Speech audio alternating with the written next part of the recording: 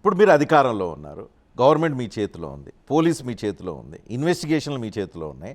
వాళ్ళు అక్కడ లక్షల కోట్లు డబ్బులు వసూలు చేసి ముక్కుపిండి డబ్బులు వసూలు చేస్తే ఎంక్వైరీలు చేయించవచ్చు, వాళ్ళని అరెస్టులు చేయించవచ్చు, వాళ్ళని కోర్టులకి ఇడవచ్చు, వాళ్ళని ఇంకేదైనా ఉంటే వాళ్ళ మీద వాళ్ళ దగ్గర నుంచి డబ్బులు కూడా వెనక్కి తీసుకోవచ్చు. చూస్తున్నారు కదా, వాళ్ళు 24 క్యారెట్ గోల్డ్ అయి ఉండుంటే వాళ్ళు నిస్వార్థంగా వారి 10 సంవత్సరాల్లో పరిపాలన, స్వచ్ఛమైన పరిపాలన, నాన్ కరప్షన్ పరిపాలన చేసి ఉంటే ఈ ప్రభుత్వం వచ్చిన తర్వాత వాళ్ళు చేసిన అరాచకాన్ని ఒక్కొక్కటి బయటికి తీస్తుంటే ప్రతి దానికి ముందు పోయి కోర్టుకు పోయి స్టేలు డైరెక్షన్స్ తెచ్చుకుంటున్నారు. నీ క్లీన్ చిట్ ఉన్నప్పుడు నువ్వు కోర్టుకు పోయింది తెచ్చుకుంటున్నారు.